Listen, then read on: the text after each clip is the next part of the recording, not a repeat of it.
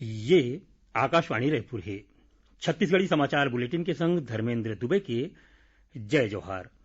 आज के प्रमुख समाचार। छत्तीसगढ़ में आज कोरोना संक्रमित 82 और नवा मरीज मिलिस। 803 मरीज मन के इलाज चलत है। स्कूल शिक्षा मंत्री डॉक्टर प्रेमसाय सिंह टेकाम हकीन है कि प्रदेश में अवैया 1 जुलाई ले स्कूल नहीं खुले और प्रदेश में काली ले मंदिर देवाला के संगे संग होटल और रेस्टोरेंट घलो खुल जही। अब समाचार विस्तार ले। छत्तीसगढ़ में आज कोरोना संक्रमित 82 और नवा मरीज के पुष्टि हो है। सबले ज्यादा रायपुर जिला ले 47 मरीज मिले हैं। उन्हें कबीरधाम ले 15, कोरबा और दुर्ग ले 9, जांजगीर चांपा ले 2 कोरोना संक्रमित मरीज के पहचान करे गए हैं। प्रदेश में कोरोना संक्रमित मरीज की संख्या बढ़ के अब 1066 हो गए हैं। उन्हें 803 मरीज मन के इलाज अस्पताल में चलत है। रायपुर जिला में आज मिले नवा मरीज में अभनपुर ले 13, मानाबस्ती ले 3, आरंग और सुंदरनगर ले 2 और भटगांव ले 1 मरीज शामिल है। नवा मरीज मिले के बाद ये जगह मन ला कंटेनमेंट जोन घोषित कर दे गए है। उति कबीरधाम जिला में आज कोरोना संक्रमित 9 मरीज पाए गिस। उन्हें दुर्ग जिला में घलो आज कोरोना संक्रमित 9 झिन मरीज मिले हैं।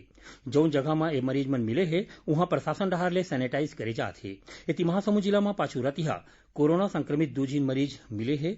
दोनों मरीज बसना विकास खंड के गांव कोटेंदरहा के क्वारंटाइन सेंटर में रहत रहीन। प्रदेश में काली ले सार्वजनिक पार्क और उद्यान मन खुल जही और एकरे संगे संग स्पोर्ट्स कॉम्प्लेक्स और स्टेडियम में सिर्फ बाहरी खेल हो सकी।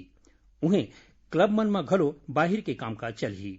ऐसने केंद्र सरकार रहा ले जारी एसओपी के मुताबिक धार्मिक और पूजा पाठ वाले जगह घलो खुलही। फिर शॉपिंग मॉल ला खोले की अनुमति नहीं हवय। छत्तीसगढ़ सरकार हा कोरोना वायरस संक्रमण ला रोके बर काली ले कंटेनमेंट जोन ला छोड़ के सार्वजनिक पार्क, शहर के बाहर क्लब, पूजा पाठ वाले जगह ला खोले की अनुमति दे है। सामान्य प्रशासन विभाग के आदेश के मुताबिक रेस्टोरेंट पर सिर्फ टेक अवे की अनुमति पहली जैसन रही। राज्य और केंद्र शासित प्रदेश है काली ले पूजा पाठ वाले जगह, शॉपिंग मॉल, होटल, रेस्टोरेंट और ऑफिस मन ला खोले की तैयारी करत है। स्वास्थ्य मंत्रालय के दिशा निर्देश के मुताबिक ये जम्मो जगह मन में जावत बेरा काम करैया और मालिक मन ला सुरक्षा के जरूरी उपाय जौन राखे गए है ओखर पालन करे बर पड़ही।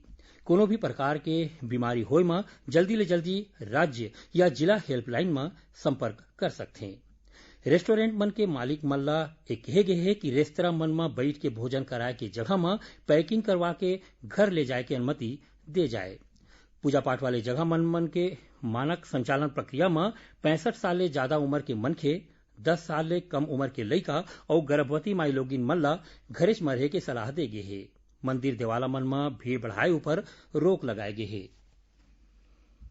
प्रधानमंत्री नरेंद्र मोदी की अगुवाई में केंद्र सरकार के दूसर कामकाज के 1 बछर पूरा होए के मौका में प्रधानमंत्री डहार ले लिखित पत्र और केंद्र सरकार के कामकाज ला लोगन मन तक पहुंचाए के राष्ट्रीय अभियान आज ले प्रदेश में घलो शुरू हो गए।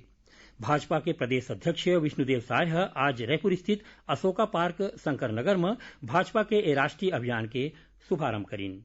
इस दौरान श्री साय के अगुवाई में पार्टी पदाधिकारी और कार्यकर्ता मन घरों घर जाके प्रधानमंत्री के चिट्ठी और केंद्र सरकार के करेगे काम के बारे में पाम्पलेट बांटीन। छत्तीसगढ़ी समाचार बुलेटिन आप मन आकाशवाणी रायपुर ले सुनत हो। छत्तीसगढ़ के खबर ले है आपके वास्ता और खबर के विश्वसनीयता ले है हमार वास्ता। आकाशवाणी समाचार रायपुर के प्रादेशिक समाचार बुलेटिन के संगे संग हमार समसामयिक कार्यक्रम आप रेडियो के संग अपन मोबाइल में घलो सुन सकत हो। आकाशवाणी समाचार फेसबुक, ट्विटर और यूट्यूब में घलो हावय। हमार फेसबुक पेज हरे Chhattisgarh news on AIR, Twitter handle CGAIR news और हमार यूट्यूब चैनल हरे छत्तीसगढ़ AIR न्यूज। तो अब रेडियो के संगे संग आपके मोबाइल के माध्यम ले हम आप तक पहुंचत हन। छत्तीसगढ़ के हर खबर पर सुनत रहो आकाशवाणी समाचार। अब आगू बढ़न बाँचे समाचार को थी। केंद्र सरकार डहार ले छत्तीसगढ़ ले केंद्रीय पुल में अब 28 लाख मीट्रिक टन चाउर ले जाही। एकर पहले केंद्र सरकार 24 लाख मीट्रिक टन चाउर लेके मंजूरी दे रहीस। खाद्य विभाग के अधिकारी मन के मुताबिक चालू खरीफ विपणन वर्ष में राज्य सरकार डहार ले सरलग केंद्रीय पुल में ज्यादा ले ज्यादा चाउर लेके मांग करे जात रहीस। स्कूल शिक्षा मंत्री डॉक्टर प्रेम साय सिंह टेकाम हकीन है कि प्रदेश में अवैया 1 जुलाई ले स्कूल नहीं खुले। ओमन आज पत्रकार मन ले गोट बात करत कहिन कि प्रदेश में कोरोना संक्रमण ल देखत अभी हालत ठीक ठाक नहीं है। ऐसन में 1 जुलाई ले स्कूल खोलना संभव नहीं है। ओमन कहिन कि केंद्र सरकार के दिशा निर्देश ल ध्यान में रख के ही आगू फैसला ले जाही। स्कूल खुले में देरी होही तो पाठ्यक्रम ल घलो कमती करे जाही। राज्य सरकार ह शिक्षण सत्र 2020-21 में प्रयास और एकलव्य आदर्श आवासीय विद्यालय मन में प्रवेश बर चयन परीक्षा के तारीख में बदलाव करे है। बदले कार्यक्रम के मुताबिक प्रयास आवासीय विद्यालय के कक्षा 9वीं में प्रवेश बर परीक्षा 24 जून के बिहनिया 10:30 बजे ले शुरू होही। ऐसने एकलव्य विद्यालय मन में कक्षा 6वीं में प्रवेश बर चयन परीक्षा 26 जून के बिहनिया 10:30 बजे ले मंझनिया 12:30 बजे तक होही। आदिम जाति विकास विभाग ए बारे में जम्मू जिला के सहायक आयुक्त मन ल एखर बारे में निर्देश जारी कर दे है। आज विश्व खाद्य सुरक्षा दिवस है। ये दिन ल खाद्य सुरक्षा, मानव स्वास्थ्य, रुपया पैसा के बढ़ोतरी, कृषि, पर्यटन और सरलग विकास में योगदान को ध्यान खींचे ऊपर मनाए जाते। उपराष्ट्रपति एम वेंकैया नायडू उत्पादक, विक्रेता, उपभोक्ता मन ले आह्वान करे है कि ओमन जौन खाद्य पदार्थ के प्रयोग करत हैं ओह स्वस्थ और पौष्टिक होए। इति केंद्रीय खाद्य मंत्री रामविलास पासवान घलो शुद्ध और मिलावट रहित भोजन ल नागरिक के अधिकार बताए है।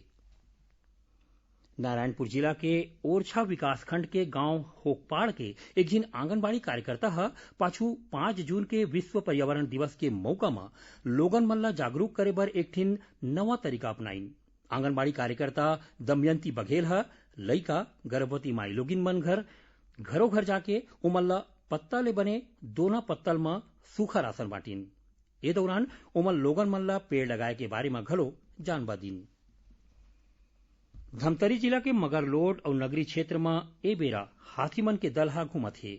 21 दिन हाथी के दल गरियाबंद होवत मगरलोड के राजा डेरा जलाशय और बासी खाई होवत केरे गांव वन क्षेत्र के गांव कुम्हड़ा कोती जंगल में गे हवय। वन विभाग हाथी मन ऊपर नजर राखे है, संगे संग तीर्थखार के गांव के लोगन मन ला सतर्क रहे बर कहे है। बंगाल के खाड़ी में ऊपरी हवा के चक्रीय चक्रवात बने हुए की स्थिति मानसून के जल्दी प्रदेश में आए के संभावना है। मौसम विभाग के मुताबिक प्रदेश में अवैया 24 घंटा के दौरान कतकोन जगह में गरज चमक के संग हल्का वर्षा हो सकथे और कोनो जगह में गाज गिरे के चेतावनी घलो दे गे है। आज मंझनिया राजधानी रायपुर के संगे संग प्रदेश के कतकोन जगह में गरज चमक और जोरदार हवा के संग वर्षा होइस। एखर ले तापमान में गिरावट आए है। अब थोरकुन समाचार सार में। अविभाजित मध्य प्रदेश के पूर्व मंत्री बलिहार सिंह के काली निधन हो गए। राज्यपाल अनुसुईया उइके और मुख्यमंत्री भूपेश बघेल श्री सिंह के निधन पर दुख जताए है। महासमुंद जिला के बागबाहरा वन परिक्षेत्र के गांव कर्मा पटपर में भालू के हमला ले एक जिन मनखे गंभीर रूप ले घायल हो गए। यही जिला के चिंगरौद में रहिया एक जिन मनखे के महानदी में बुड़े ले मौत हो गए। और राजनांदगांव के बसंतपुर थाना क्षेत्र स्थित एक ठिन दुकान ले अज्ञात चोर मन 23 ठिन मोबाइल और लैपटॉप के संगे संग आने जिनिस चोरा लीन। आखिर में प्रमुख समाचार एक घाव फेर। छत्तीसगढ़ में आज कोरोना संक्रमित 82 और नवा मरीज मिलिस। 803 मरीज मन के चलत है इलाज। स्कूल शिक्षा मंत्री डॉक्टर प्रेम साय सिंह टेकाम कहिन है कि प्रदेश में अवैया 1 जुलाई ले स्कूल नहीं खुले और प्रदेश में काली ले मंदिर देवाला के संगे संग होटल और रेस्टोरेंट घलो खुल जही। एक संग छत्तीसगढ़ी समाचार बुलेटिन इहें सिरावत है। जय जोहार।